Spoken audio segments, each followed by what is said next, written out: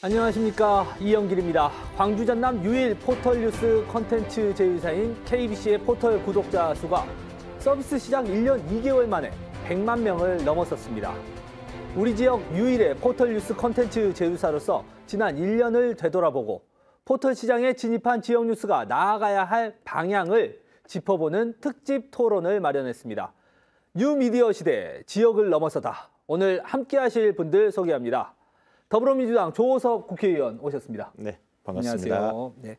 전남대학교 신문방송학과 주정민 교수 나오셨습니다. 네, 안녕하세요. 그리고 KBC 디지털 뉴스팀의 김재현 기자 나왔습니다. 안녕하십니까. 네, 안녕하세요.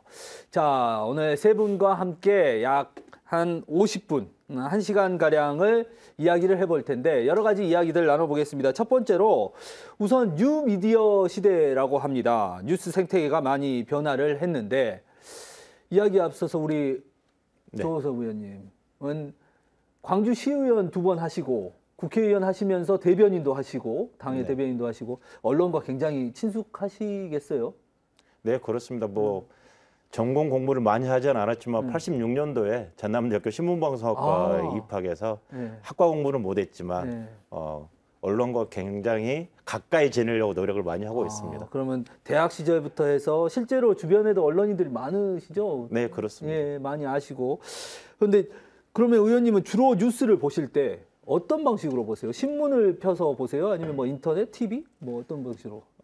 다른 분들도 거의 마찬가지이겠지만 모바일로 검색해서 이렇게 보고 있습니다. 그러니까 모바일의 포털을 통해서 검색을 하셔서 키워드 중심으로 해서 이렇게 보시고 대변인 시절에도 그렇게 주로 보시고. 그렇죠. 예. 거의 날마다 손에 핸드폰을 갖고 다니면서 포털에 떠 있는 뉴스 계속 다 모든 걸 다 검색하고 보고 그렇게 했죠.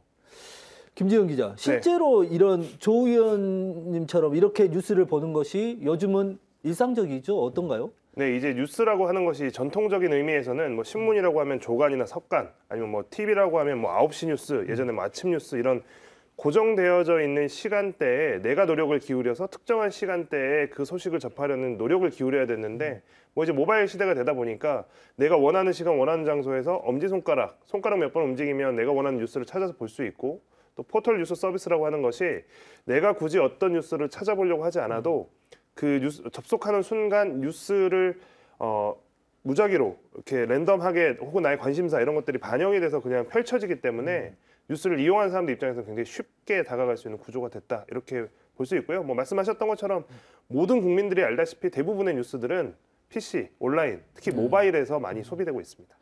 실제로 교수님 이렇게 되면서 언론의 생태계도 지금 많이 변했을 것 같아요. 어떻습니까? 네, 그렇습니다. 예전에는 이제 전통 미디어라고 할 수 있는 신문과 방송 중심의 미디어 구조에서 이제는 포털과 모바일 중심의 언론 생태계로 변하고 있습니다. 특히 이제 20대, 40대라고 하는 2040 세대 젊은 층이죠. 젊은 층들은 대부분 이 뉴스를 포털을 통해서 접하고 또 기기는 모바일과 PC를 통해서 보는 구조로 바뀌었습니다. 그래서 앞으로 시간이 흐를수록 그런 인터넷 포털 그리고 모바일과 PC 중심의 뉴스 소비 생태계가 점점 더 확장될 것으로 보입니다. 그러니까 처음에 이제 인터넷 뉴스 뭐 이렇게들이 처음 생겼을 때가 아마 90년대 후반, 2000년대 초반 뭐 이때였던 것 같습니다. 한 20여 년 지났는데 굉장히 빠르게 변하기는 했습니다. 이런 변화에 발맞춰서 저희 언론사도 많이 지금 기존의 매체들, 그러니까 신문, 방송들의 매체들도 많이 변하려고 지금 노력하고 있는 거죠? 어떻습니까? 네, 그렇죠. 뭐 가장 간단하게 말씀을 드리면 모든 언론사가 지금 뭐 홈페이지가 없는 언론사가 없지 않습니까? 그리고 예전에 있던 뭐 신문, 방송이 아니라 그냥 오직 인터넷만, 온라인만을 그 플랫폼으로 활용한 온라인 인터넷 매체들 수도 굉장히 많아졌고요. 또 기존의 뭐 방송, 신문도 이제 홈페이지라든지 아니면 포털과의 어떤 제휴, 뭐 검색 제휴라든지 컨텐츠 제휴라든지 이런 연계 구조를 가지지 않고는 이 뉴스 자체를 소비시킬 수 없다라고 판단했기 때문에 그런 것에 대한 플랫폼과 연계하는 작업들 또 스스로의 플랫폼을 갖추는 작업들이 계속 이어지고 있다. 또 그리고 그 속도와 한계도 넓어지고 있다. 이렇게 볼 수 있겠습니다. 그 안에 이제 인터넷으로 넘어오면서 그 안에 기사들을 보면 의원님, 의원님이 보시기에는 좀 변화가 있습니까? 그러니까 이제 그 기사의 형태라든지 이 포털로 넘어오면서 예전에는 제가 이제 신문에서 보면 정치 기사도 굉장히 이제 심층적으로 다원적으로 했는데 이제 포털 뉴스 같은 경우는 이제 다운표 뉴스라고 하잖아요. 이게 조 의원님 같은 분이 한번 얘기하면 그거 이제 기사화하고 이런 소비가 좀 많아진 것 같다 이런 생각도 들거든요. 포털로 가면서 소비자들 즉 구독을 하시는 분들의 눈을 사로잡는 단어들이 많이 필요로 하는 즉 선정적이라든가 아니면 낚시라는 용어를 많이 쓰는데요. 낚였다. 그래서 제목만 보고 그 들어갔더니 실제는 다른 기사들이 뜨더라라는 부분들이 과거보다 훨씬 더 많아졌다라는 걸 좀 느낄 수 있었던 것 같고요. 그리고 뭐 지금 당에서도 좀 준비하고 있는 게 어떤 게 있냐면 이 주제가 맞는지 모르겠지만 포털의 노출과 배열에 관련된 부분, 즉 포털에서 편집권을 가지고 있는 부분들에 대해서 그 알고리즘을 어떻게 하고 있는지에 대한 의혹들을 많이 가지고 있거든요. 그래서 그 의혹들을 해소하기 위해서 어떻게 하면 포털의 편집권이라든가 그런 부분들을 좀 더 투명하게 할 수 있을 것인지 아니면 뉴스 검색을 포털에서 하지 않고 그 언론사로 들어가서 언론사 홈페이지에서 뉴스 검색을 할 수 있을 것인지에 대한 부분들로 개선해 나가려고 노력을 하고 있고요. 실제로 제가 알기로는 우리 교수님 계시지만 한국과 일본만이 포털에서 뉴스를 제공하고 있는 상황에서 한국과 일본이 70%나 69% 정도로 포털을 통해서 뉴스를 접하는 경우가 굉장히 많아져서 거기에 대한 부작용들이 좀 있지 않을까 싶습니다. 지금 말씀하신 부분을 사실은 좀 자세히 좀 이야기를 해야 되는데 이 말이 나온 김에 우리 의원님, 교수님, 한국과 일본만 이렇게 포털을 중심으로 뉴스를 소비한다라고 조 의원께서 말씀하셨는데 실제 사실입니까? 예, 실제로 그렇고요. 이제 한국하고 일본 같은 경우에는 뉴스 이용자들이 포털에 들어가게 되면 그 포털 내에서 주로 뉴스를 소비하는 구조로 형성이 되어 있고요. 이제 유럽 같은 경우에는 구글이라는 포털이 사실 시장의 90% 정도를 점유를 하고 있는데 구글 같은 경우에는 실제로 이제 뉴스의 어떤 제목 그리고 한두 줄 정도의 기사만 제공을 해주고 그걸 클릭하게 되면 해당 언론사의 홈페이지로 이동을 해서 거기서 뉴스를 소비하는 그런 구조를 가지고 있습니다. 그러니까 우리는 이 구글과는 달리 포털이 사실은 이용자들을 그 안에서 뉴스를 소비하게 하는 그런 구조를 갖고 있다고 보시면 될 것 같습니다. 그러니까요. 저희가 생각해 보면 뭐 구글에서 검색을 하면 사실 저희 네이버나 아니면 다음에서 검색하는 것처럼 기사들이 뜨긴 하지만 그 안에 머물러 있지 않고 구글에 머물러 있지 않고 해당 언론사로 들어가는 것 같아요. 이게 사실은 저희 언론사에도 참 영향이 있죠, 김 기자. 어떻습니까? 네, 일단 포털이라고 하는 이 어떤 종합적인 검색 엔진 기능을 포함해서 종합적인 이용자들 입장에서 굉장히 편리하게 여러 가지 컨텐츠들을 이용할 수 있는 이 포털이 굉장히 기형적으로 커진 상황이죠. 한국에서는. 그 당시에 뭐 닷컴 버블, IT 버블, 뭐 IT 중심 하면서 새로운 형태의 포털 사이트라고 하는 이 온라인 사이트가 생겼고 그것이 공룡처럼 뭐 쇼핑, 뭐 뉴스, 뭐 스포츠 모든 분야에서 전체적인 플랫폼의 역할을 하다 보니까 뉴스도 이제 거기에 편입돼 갔던 건데요. 그것에 대한 미래를 언론사들이 예측을 하지 못하고 대비를 하지 못한 것이 사실이죠. 그런 상황에서 뉴스에 대한 소비를 이 포털 사이트에서 먼저 거기에 대한 그 헤게모니를 가져가니까 이제 거기에 따라갈 수밖에 없는 그래서 단순히 포털에 뉴스를 공급해주는 이제 이런 형태로 디지털 시대를 맞게 된 겁니다. 언론사들이. 그게 이제 뭐 한 20년 아까 말씀하셨던 것처럼 25년 전부터 이게 돈이 될 수 있을까 혹은 이게 기사가 어떤 식으로 공급이 될까 이게 편집에 대한 권한이 언론사의 고유한 기능으로 봐야 될까 아니면 넘겨줘도 되는 것인가 이런 고민이 없이 이미 공룡이 되어가고 있는 포털에 그냥 뉴스를 던져주고 우리의 인지도를 높이자 이런 아주 기초적인 수준에서 시작이 됐던 것 같습니다. 그럼 그 포털에서 저희가 이제 검색을 하면 어떤 언론사 건은 또 검색이 되고 또 어떤 언론사 건은 보니까 그 포털에 그대로 남아있기도 하고 홈페이지에 유입되기도 하고 이거 언론사 어떤 차이가 있는 거예요? 이게 잘 구별이 안 되는 분들이 많으실 텐데. 기본적으로 이 포털사에서 지금 뭐 다음과 네이버를 들 수 있겠는데요. 뭐 네이버를 기준으로 말씀을 드리면 이 제휴 과정이 여러 가지가 있습니다. 예를 들어서 뭐 검색 제휴라는 과정이 있고 또 스탠드 제휴라는 과정이 있고 그다음에 뉴스 컨텐츠 제휴라는 과정이 있는데 이게 좀 단계별로 다릅니다. 검색 제휴라고 하는 건 가장 기초적인 수준에서 이 네이버와 언론사들이 제휴를 맺고 뉴스 서비스를 공급하는 건데요.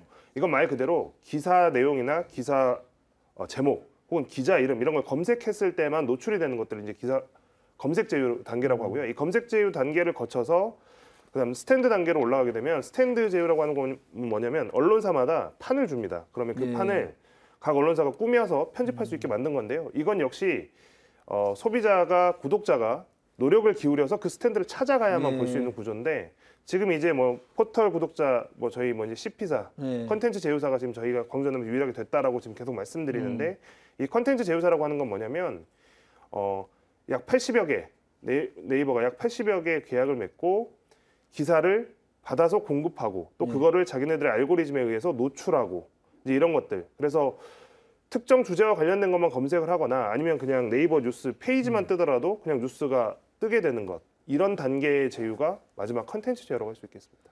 그 컨텐츠 제휴가 사실은 이제 우리 독자들이 보기에는 네이버 포털에 그대로 남아 있으니까 이거는 언론사한테 안 좋은 것 아니냐라고 생각할 수 있는데 많은 언론사들이 사실 컨텐츠 제휴를 원해요.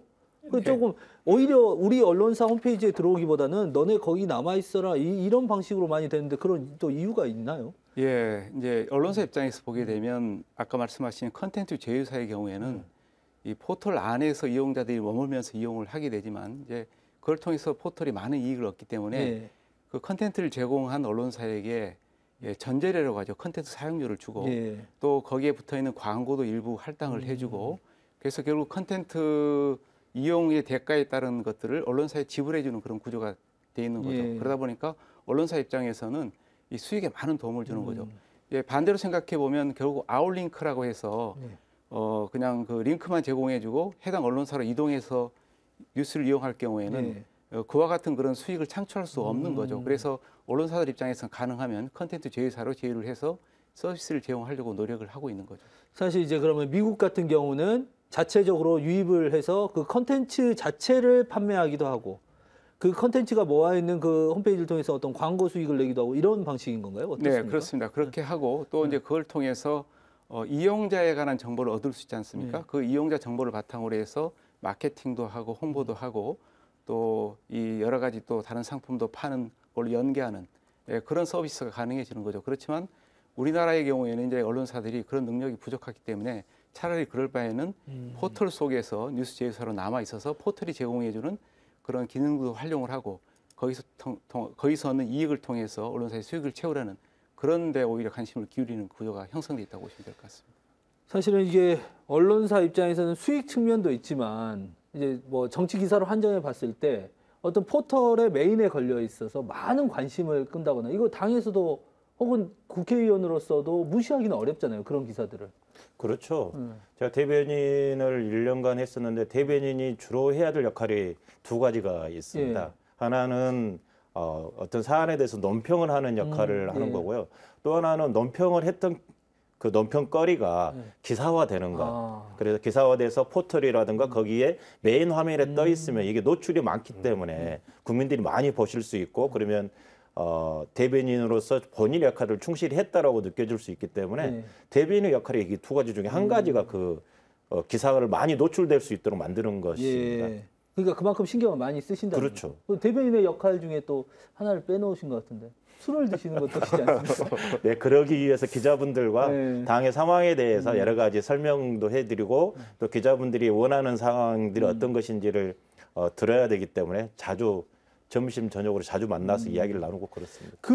아까 조금 전에 말씀을 해주셨는데 그만큼 기사를 많이 신경 쓰시다 보니까 이 포털의 구조, 이 언론사 편집을 포털에서 하고 뭐 이런 것들에 대한 문제 의식을 당에서도 가지고 있는 건가요? 지금 어떻습니까? 그 문제는 우리 당뿐만 아니라 국민의힘에서도 갖고 있는 걸로 알고 있고요. 윤석열 정부 인수위 과정에서도 포털의 편집권이라든가 그런 노출 빈도에 대한 약간 의구심을 가지면서 이것을 어떻게 투명하게 만들어 갈 것인지에 대한 부분들의 혁신위를 구성해서 한 걸로 알고 있고요. 저희 당에서도 2020년, 21년 계속적으로 그에 관련된 법안들이 발의가 돼 있고요. 다만 그 발의된 법안들이 아직 논의가 안 되고 있어서 거기에 대한 사회적 합의라든가 그건 필요로 합니다.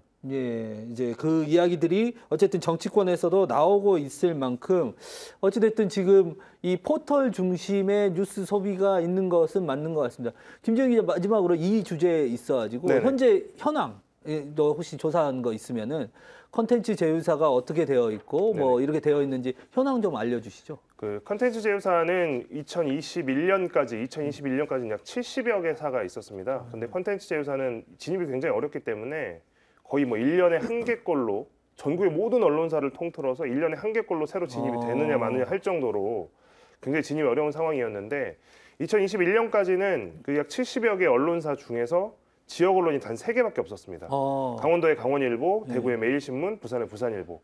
그러다 보니까 대부분의 뉴스 소비는 포털에서 이루어지는데 포털에 진입한 지역 언론은 없다 보니 뉴스에 대한 지역 뉴스에 대한 소외가 점점 더 심해지는 거죠. 이 포털과 온라인으로 가면 갈수록 물리적인 경계는 허물어지는데 실제 뉴스의 서울 중심, 수도권 중심이 더 심해지는 겁니다. 그래서 이런 문제점에 대한 지적들이 있어서 네이버와 다음 양대 포털사가 사단법인 제휴평가위원회라는 것을 만들어서 2021년에 한시적으로 약 1년에 걸쳐서 특별 심사를 했습니다. 그래서 권역별로 광주 전남 한 곳, 전북 한 곳 뭐 이런 식으로 권역별로 한 개만 원래 그 컨텐츠 제휴사 입점 심사 기준이 아닌 상대평가로 1등한 곳 한 곳만 이제 컨텐츠 제휴사를 인정해 주기로 했거든요. 그리고 그 심사에서 저희 KBC도 사실은 광주 전남 지역 여러 매체들과 경쟁을 해서 1등을 했기 때문에 지금 된 건데 그렇게 해서 지금 약 80여 개까지 늘어난 상황이고요. 이후로도 지금 컨텐츠 제휴사에 입점은 굉장히 어렵습니다. 여전히 1년에 한 개가 될까 말까 수준이기 때문에 뭐 사실상 지금 기준으로는 크게 확대되기는 어려운 상황이라고 볼 수 있죠.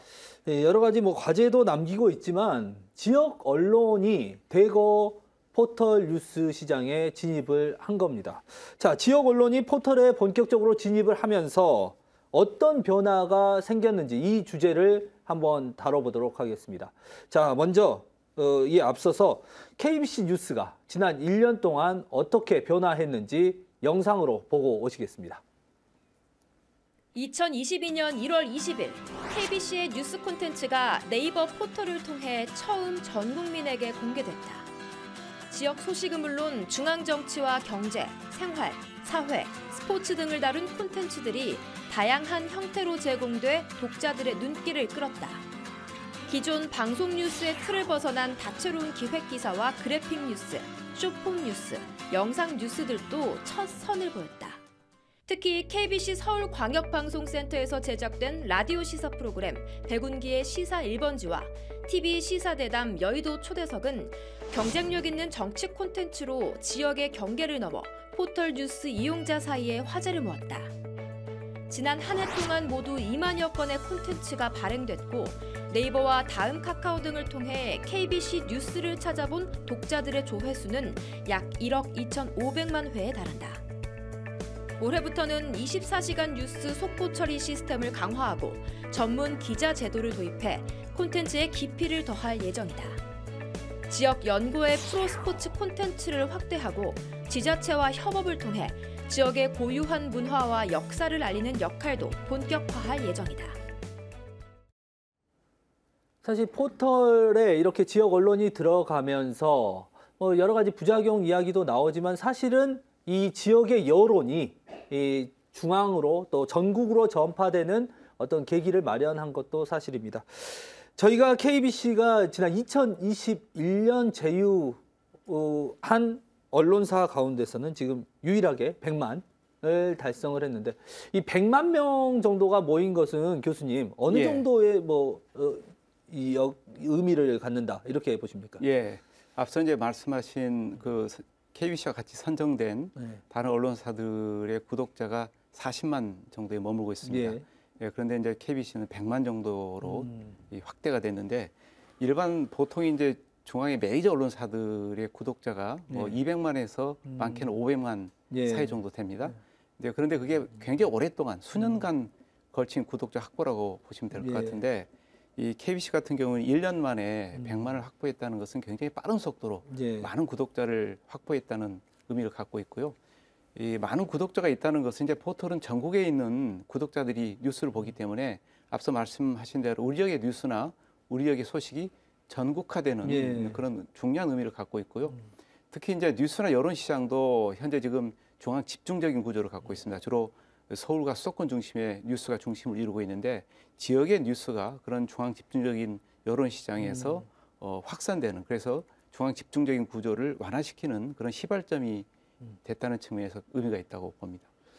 네, 지금 교수님 말씀하신 대로 그러니까 이제 다른 언론사는 한 40만 명 안팎의 구독자를 달성을 하고 있는데 KBC가 지금 100만을 1년여 만에 했던 비결, 디지털 뉴스팀 김재현 기자. 어떤 비결입니까? 이거 좀 다른 언론사에도 좀 알려주시죠. 네, 뭐 일단 다른 언론사들도 열심히 하고 있습니다.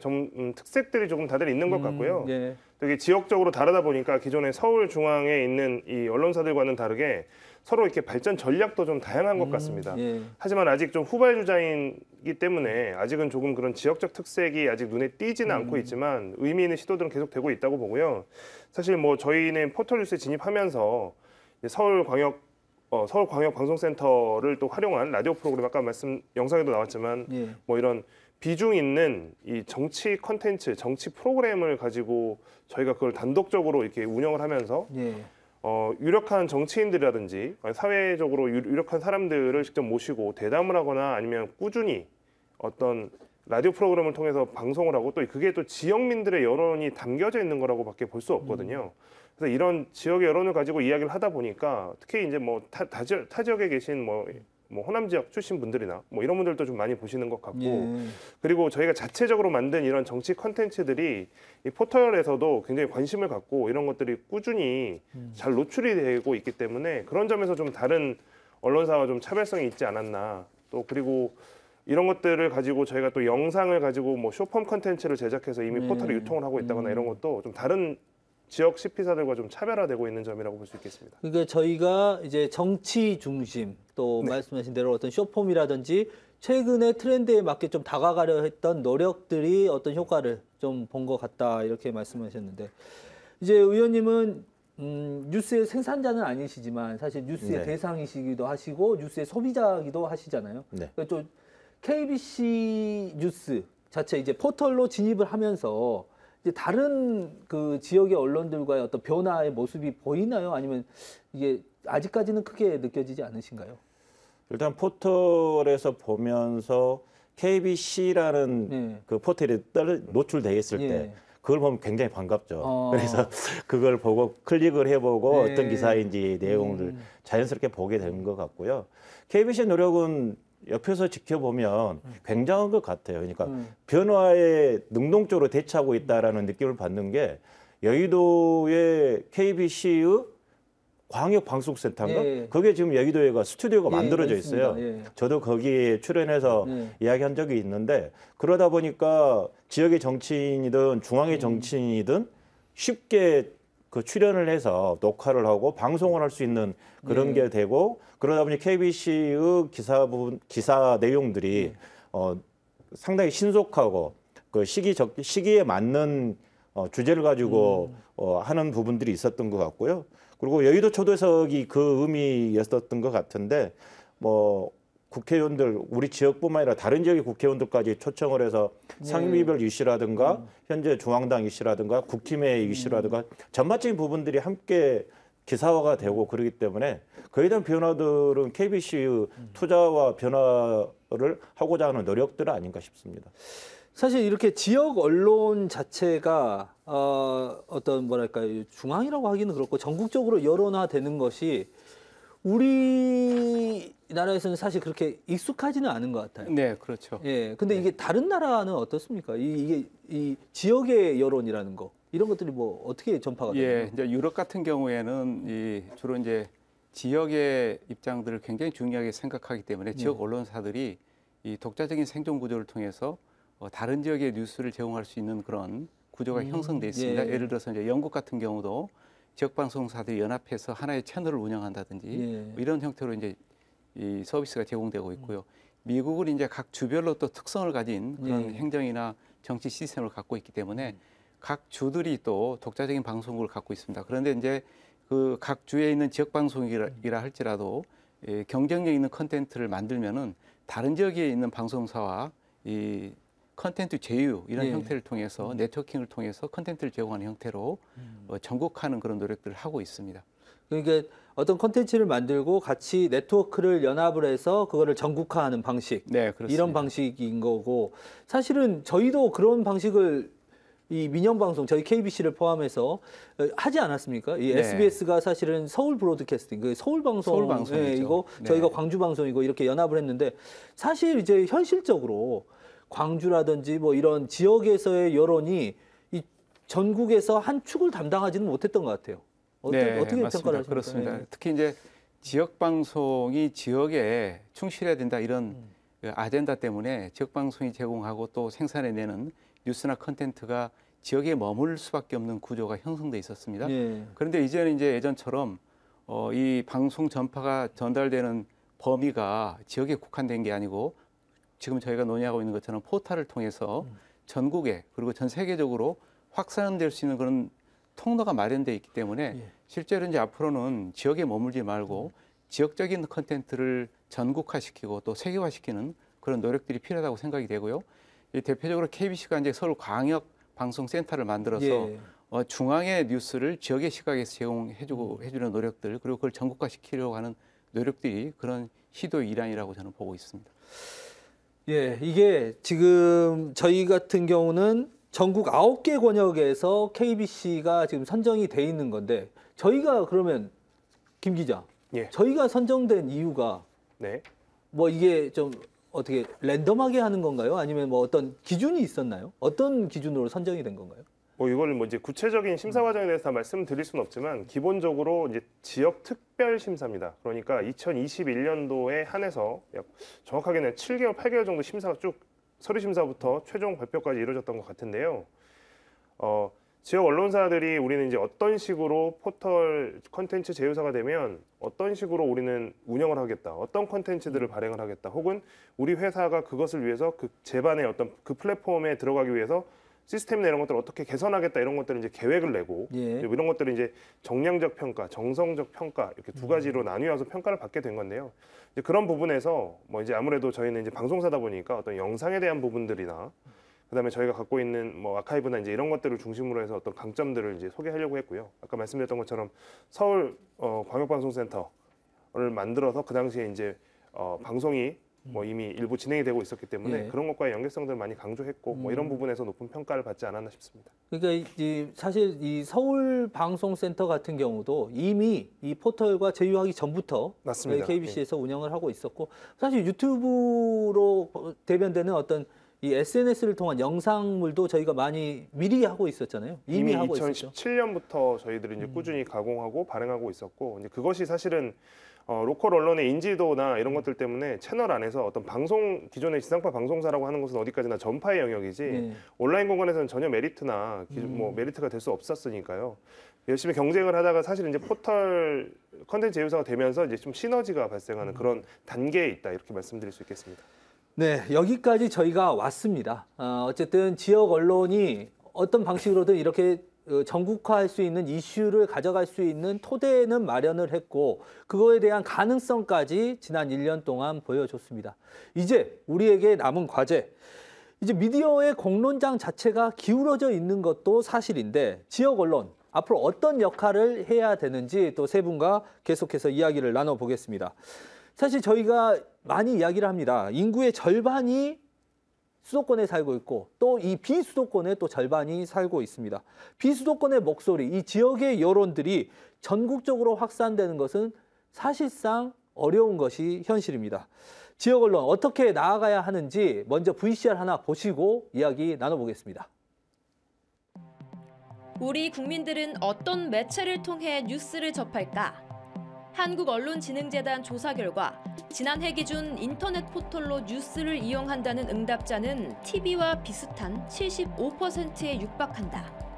60, 70대는 여전히 TV 이용률이 높지만 20대에서 40대의 무려 90% 이상은 인터넷 포털로 뉴스를 접하고 있다. 그냥 네이버에서 이제 넘기면 바로 뉴스라는 게 뜨니까 인기 있는 거 제일 떠가지고 그렇게 보거나 하는 편인 것 같아요. 잠자기 전에 핸드폰 아니면 일어나서 핸드폰으로 네이버에서 토픽 같은 거 뜬 걸로 아침에 확인합니다. 네이버와 다음 등의 포털에 뉴스를 제공하고 있는 언론사는 현재 모두 80여 곳. 이 중 90%에 가까운 70여 곳이 수도권 매체다. 포털 이용자 상당수가 수도권의 시각으로 뉴스를 접할 수밖에 없다. 특히 공공기관 지방 이전이나 지역 대형 사업 등의 국가 균형 발전 사업이 지역 이기주의나 정치적 목적으로 폄하되면서 힘을 얻지 못하는 것도 이 때문이라는 분석이 나온다. 전반적으로 중앙 집중화돼 있고 중앙 중심으로 돌아가기 때문에 그럴 수도 있지만 일종의 정보 접근을 또는 정보 분배를 균형 있게 하자는 그런 제도를 좀 도입해도 될 것 같고요. 인구의 절반인 비수도권의 여론이 전체 국민과 중앙정부, 국회에 올바르고 균형 있게 전달되고 법률과 정책에 반영되는 일이 무엇보다 중요하다는 지적도 나오고 있다. 이런 점에서 현재 포털에 뉴스를 공급하고 있는 전국 10여 곳의 지역 언론, 특히 구독자 300만 명의 부산일보나 100만 명의 KBC 등이 지역의 시각과 가치를 전국화하고 있다는 점은 의미가 크다. 네, 이 앞서 보신 VCR에서 나왔지만 의원님, 이게 사실 지역 현안 사업, 우리에게 꼭 필요한 사업인데 이런 사업들에 대한 예산을 받아왔을 때 이 서울에서 보는 관점은 이게 좀 정치적 목적이 있는 거 아니냐, 이 지역의 이기성 아니냐, 뭐 이런 보도가 많이 나와요. 실제 그런 일을 겪어보신 적이 있으신가요? 네, 제가 국회의원 되고 나서 겪었던 일인데요. 예를 들면 광주에 10년 이상 묵은 사업, 수건 사업이 호남고속도로 확장 공사입니다. 그렇죠. 용봉 IC 진입로를 포함해서 그 공사인데 그게 실은 타당성 제조사를 통과를 했지만 중앙 언론은 전혀 나오지 않았거든요. 그래서 그런 부분이 있는데 제가 국회의원이 된 것이 2020년도에 됐습니다. 20년이 되어서 21년도 예산을 편성을 할 때 제가 국토위에 소속되어 있었기 때문에 소위 쪽지 예산이라는 것을 한 적이 있어요. 호남고속도로 확장공사에 10억이라는 예산을 박아서 쪽지 예산을 넣어서 얘기를 통과를 하면 이게 도로공사 쪽으로 가서 공사가 진행될 수 있도록 만들 수 있겠다라는 생각 속에서 10억의 쪽지 예산을 넣어서 그 예결위로 넘겼거든요. 그래서 예산이 통과가 됐거든요. 근데 그 다음 날 종편 방송에서 제가 나왔습니다. 좋게 나오지는 않았을 것 같은데요. 쪽지 예산 지역구 예산 챙기기 쪽지 예산 10억 이렇게 해가지고 저하고 또 울산 쪽에 다른 모 의원님하고 같이 이렇게 그렇게 하면 안 된다는 식의 나왔더라고요. 그런데 잘 아다시피 광주 시민들의 사람들, 그다음에 호남고속도로를 이용하신 분들은 동광주 IC에서 서광주 IC까지의 그 정체가 굉장히 심하기 때문에 굉장히 불편하고 빨리 확장을 해야 된다라는 의견들을 갖고 있고 그다음 수건 사업으로 갖고 있었거든요. 그렇기 때문에 지역의 국회의원으로서는 당연히 했어야 될 사업임에도 불구하고 중앙 언론사 쪽에서는 다른 시각을 가졌던 적이 있어서 굉장히 조금 민망하기도 하고 이렇게 하면 안 되나라는 생각도 들고 그랬었습니다. 그러니까 사실 보는 시각이 이렇게 극명하게 차이가 사실 존재를 하는 거잖아요. 우리 쪽에서는 지역에서는 이거 현안인데 해결해야 되는데 이렇게 해주시면 지역 국회의원으로서 역할을 잘했다라고 하고 저희 한쪽에서는 국회의원으로서 쪽지 예산은 이건 안 된다 이렇게 하고 이런 측면뿐만 아니라 또 한 가지 더 여쭤보면 이거는 좀 사례가 갈린 거고 어떤 사안에 대해서 좀 우리 지역에서는 굉장히 관심도가 높은데 예를 들어 가뭄 문제라든지 광주 전남에 지금 가뭄이 심각하잖아요. 근데 제가 민주당 최고위원이나 국민의힘 최고위원의 회의에서 이런 가뭄 문제의 심각성에 대해서 언급한 경우를 본 적은 없었던 것 같아요. 국회에서는. 그러니까 적어도 내려오기 전이라든지 뭐 이럴 때는 한 번씩 하지만 그럼 이 관심도가 크게 극명하게 또 차이가 나요. 어떻습니까? 그건 조금 전에 사회자님께서 말씀하셨던 것처럼 소비자, 언론에 대한 소비자라든가 관심도 자체가 수도권의 50% 이상의 인구가 집중되어 있고 그 비수도권, 특히나 뭐 광주 전남에는 280만 명인가요? 그 정도의 인구가 되어 있고 그렇기 때문에 유권자라든가 언론의 소비자들이 어디에 더 관심이 있는지에 대한 부분들을 찾다 보니까 그런 현상들이 발생되는 것 같고요.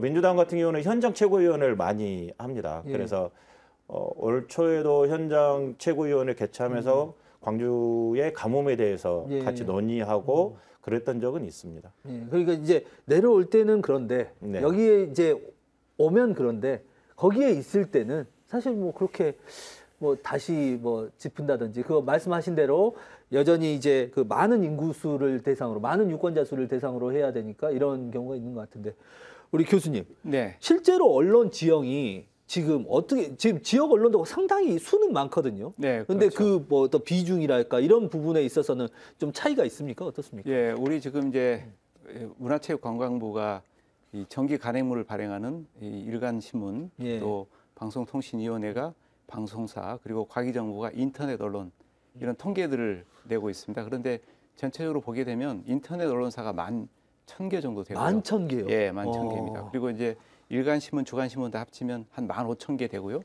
잡지까지 포함하면 23,000개 정도 됩니다. 이 굉장히 이제 많은 수의 언론사들이 활동을 하고 있는데 예.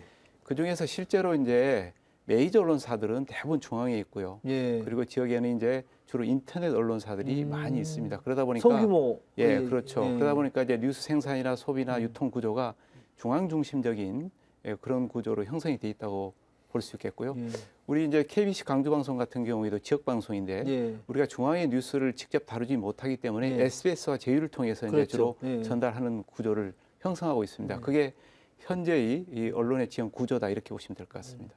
실제로 이렇게 저희가 사실은 이제 포털을 통해서는 뭐 여러 이야기들 또 지역이 바라보는 중앙 이슈들을 다 할 수는 있는데 또 이런 쪽으로만 좀 많이 편중됐다 이런 이야기도 나와요. 어떻습니까, 김 기자? 네, 근데 이거를 이제 뭐 사실 언론에 기울어진 운동장 이야기를 하는 것은 사실 어떤 사회의 한 영역이 그냥 그걸 대변해 주는 것이죠. 사실 대한민국 사회가 전체적으로 처해져 있는 이 서울 집중화 이게 언론에도 적용이 되는 것, 혹은 또 언론이 더 심각하다는 것인데요. 아까 뭐 예산 문제나 이런 것들도 말씀하셨지만 뭐 아까 뭐 조호섭 의원님 의원 그 쪽지예산 그 사례 같은 것도 예. 뭐 거기서도 잠깐 언급은 하셨지만 뭐 예비 타당성 평가나 이런 것들도 사실은 지금 기준을 갖고 적용을 하면 지역에서는 될 수 있는 사업들이 그렇죠. 하나도 사실 네. 없는 거거든요. 네. 그래서 이제 이것들은 굉장히 그 반쪽짜리 지방분권이 상태에서 이거는 중앙 정부나 이런 곳이 이제 의지를 갖고 이걸 하느냐 마느냐의 문제인데 이게 이제 언론에서 봤을 때는 예.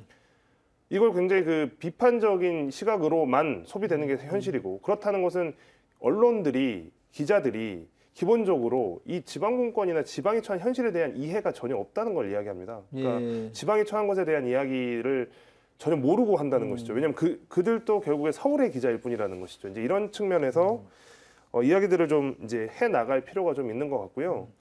그 뭐 SBS 이제 저희 같은 경우는 SBS와 키 네트워크사로 이렇게 네트워킹을 하고 있지만 마찬가지입니다. KBS 광주 총국도 그렇고 MBC 광주 MBC도 그렇고 서울 MBC나 KBS 서울 9시 뉴스 그리고 SBS 뉴스에 소비되는 지역의 기사들을 한번 보셨으면 좋겠어요. 눈여겨서 예. 어떤 기사들인가?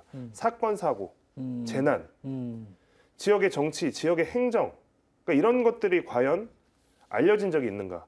그래도 가끔 알려지긴 합니다. 뭔가 되게 가십거리로, 예. 뭐 단체장의 뭐 비위라든지 이런 것들. 사실상의 사건성인 거죠. 네. 예. 근데 그렇다면 과연 그 절반이 살고 있는 이 지역에 대해서 되게 그 한정적인 통로인 그 서울의 이 뉴스들이 이런 것들을 다루지 못하는 상황이다. 근데 이렇게 굉장히 그리고 그게 선정적이고 자극적인 뉴스들로만 채워지고 있다. 지역이라는 곳에서 일어나는 일들은 이런 상황에서 이제 그 지역 언론사들이 포털에 진출하는 것이 어떤 또 반등의 계기를 마련할 수 있을지 않을까. 이런 것들도 좀 앞으로 지켜봐 주시면 좀 차이가 있을 것 같습니다. 그 좀 이제 저희가 지금은 지역 언론이 나아가야 될 방향을 이야기하고 있으니까요, 교수님. 네.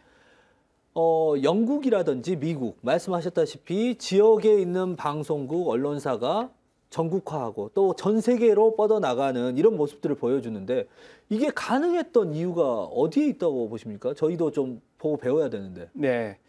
이제 그런 것들이 결국은 이제 방송사라는 것들이 컨텐츠를 생산해내는 이 업무가 이제 주요 업무죠. 그렇죠. 예. 그러니까 이제 이 컨텐츠를 생산해내더라도 지역성을 그리고 담보하더라도 전국에 있는 시청자들이 볼 수 있는 그런 컨텐츠로 재가공하거나 의미를 부여하거나 예. 이렇게 해서 이제 유통을 시켰을 때 전국적인 경쟁력을 갖는 구조를 형성한다고 보고 있고요. 이제 해외에 있는 언론사들도 그래서 양질의 컨텐츠를 만들어서 전국 혹은 또 세계적인 이용자를 대상으로 해서 서비스를 하려고 하는 노력들을 하고 있습니다. 그래서 그런 이제 뉴스나 컨텐츠의 유통 구조는 이미 인터넷이라는 매체를 통해서 형성이 되어 있기 때문에 이 컨텐츠를 잘 생산해내면 그런 구조를 충분히 형성할 수 있는 그런 기반을 마련됐다 이렇게 볼 수 있겠습니다. 어쨌든 포털을 통해서 기반은 마련은 되어 있는 그런 상황인데, 근데 의원님, 네. 의원님이 이제 광주에서 시의원도 하셨고 국회의원도 하셨고 국토위도 하고 계시고 뭐 여러 가지 활동들을 하고 계신데, 사실 이 지역에서 저는 이제 기자로 활동을 하면서 취재를 해보면 결정권이 다 지금 서울에 있잖아요. 혹은 중앙에 지금 집중돼 있잖아요. 결정권이. 그러니까 취재할 내용들이 낙수거리밖에 없는 것 같아요. 어떻습니까? 실제로 국회의원으로 활동을 하실 때하고 시의원으로 활동을 하실 때하고 이게 좀 차이가 많이 느껴지십니까? 어떻습니까? 네. 광주시의원을 8년간 했는데 광주시의원 할 때는 예. 광주시정 전체가 이렇게 눈에 들어올 수 있고 예. 또 의원 수가 약 20여 명으로 되어 있기 때문에 의원 한 명이 가지고 있는 역할이라든가 권한 자체가 굉장히 크고 예. 그렇거든요. 그리고 결정권도 힘도 더 있는 거고. 그런데 국회의원 갔더니 300명 중에 한 명, 즉 언어부댐이어서 그에 대한 결정권 자체가 상당히 많이 미약하고요. 그리고 제가 국토교통위원회에 있는데 상임위가 18개가 있거든요. 다른 상임, 국방이라든가 다른 상임위의 내용에 대해서 회의라든가 그런 부분들에 대해서 전혀 알 수가 없는, 전혀까지는 아닌데 알 수가 없는 상황에 있는 게 국회의원이더라고요. 그래서 정치인의 권력을 분산시키기 위해서는, 힘을 빼기 위해서는 오히려 국회의원 수를 많이 늘려야 된다. 그러면 국회의원 힘이 더 많이 빠진다라는 생각을 좀 갖게 됐어요. 의원 정수가 줄면 더 지배하게 되기 때문에 힘을 더 가질 수 있는 문제가 생기겠다라는 그런 생각도 해봤습니다. 예, 실제로 그러니까 저희는 이제 지역 균형 발전 혹은 지방 분권과 관련을 해서 좀 의원님께 여쭤보고 싶은데, 이 권한이 좀 너무 국가적으로 권한이 집중되어 있는 거 아닙니까? 지역에서의 어떤 권한이랄까 이런 것들이 많지 않은 거예요. 일례로 최근에 이제 국가산단 국토위에서 발표를 하지 않았습니까? 사실 우리 지역에서 할 수 있는 것은 마냥 국토부를 쳐다보는 것, 이거 말고 뭐가 있겠습니까? 우리 잘 설명하고 이거 국가산단이 꼭 필요하다. 지역에서는 그렇게만 해야 할 수밖에 없는 그런 상황이잖아요. 어떻습니까? 그거는?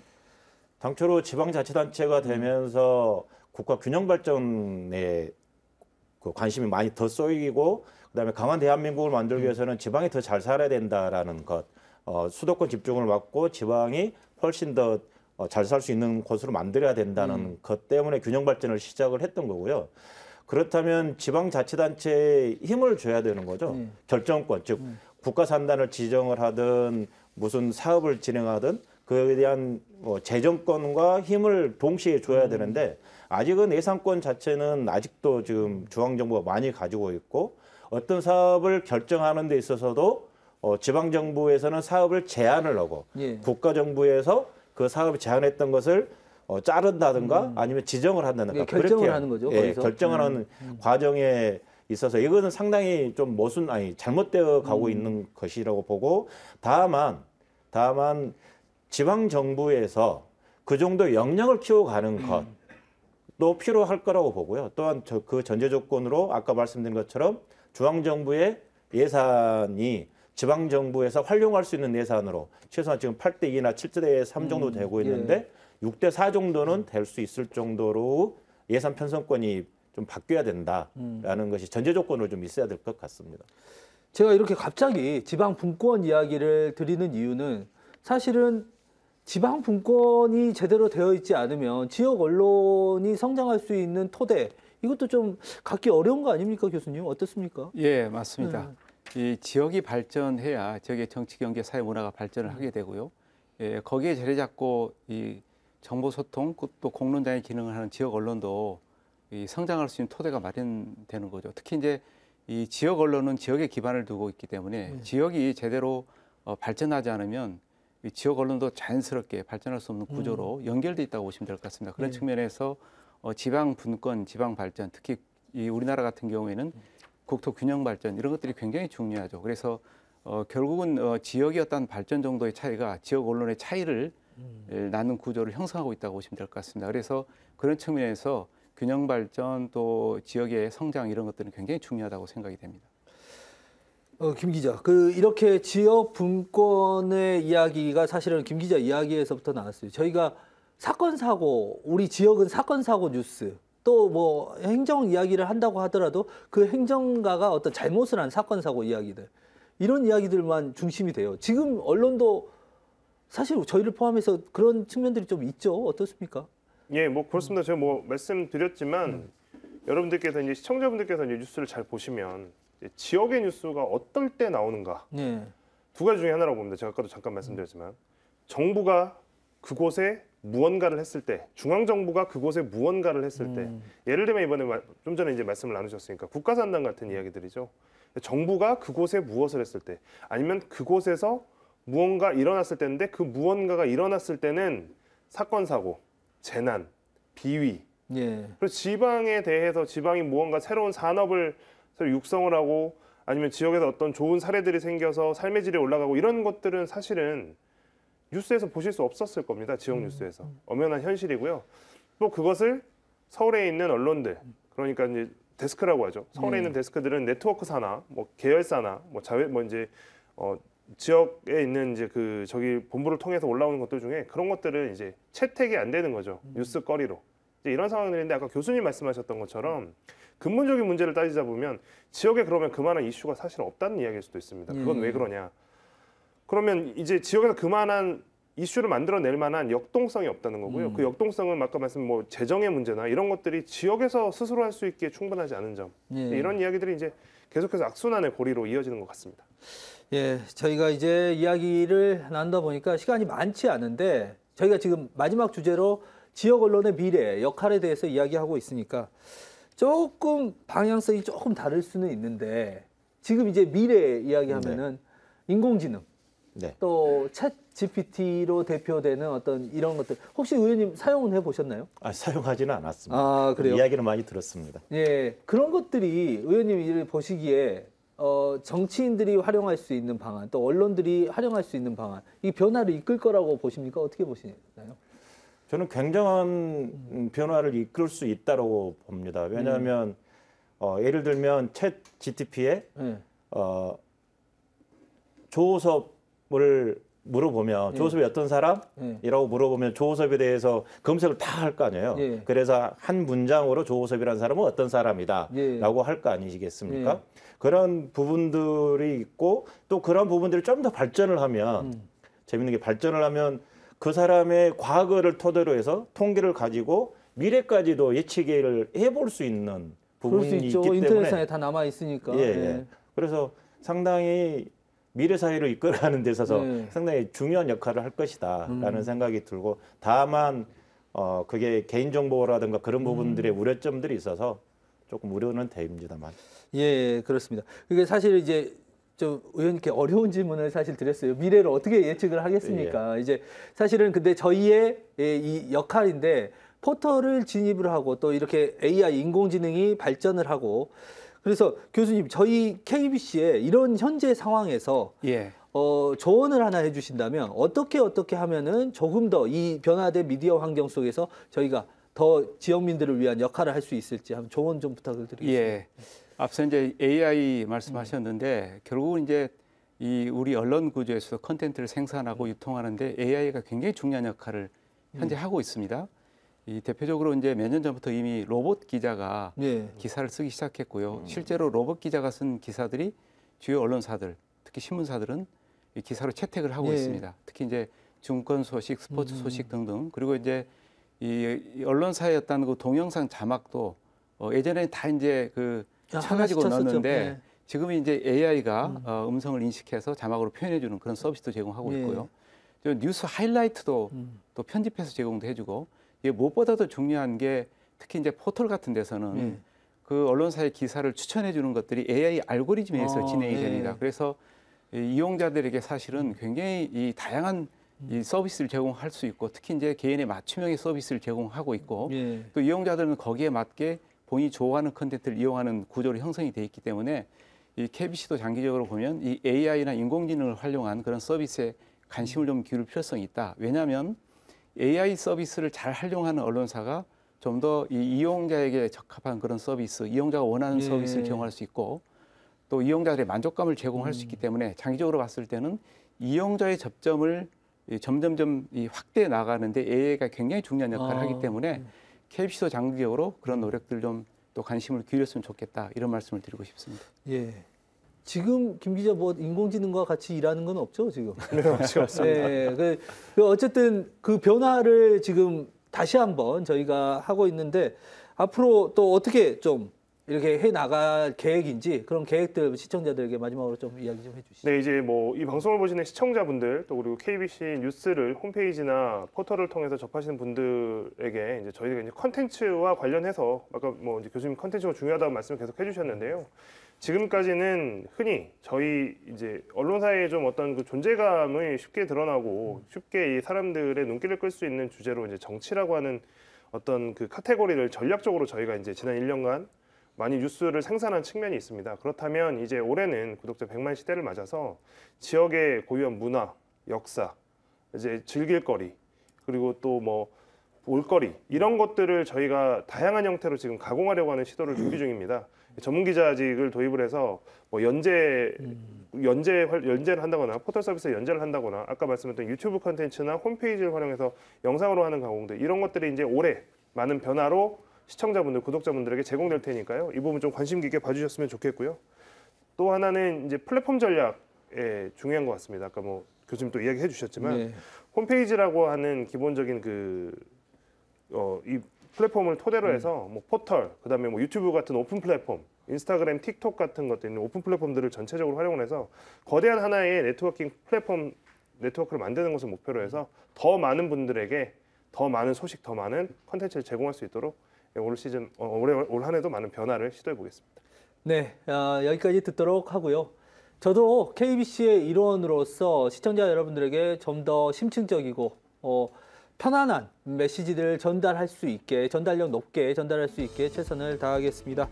KBC 포털 구독자 100만 특집 토론 뉴미디어 시대 지역을 넘어서다 여기서 마치겠습니다. 시청해주신 여러분 고맙습니다. 세 분도 감사드립니다.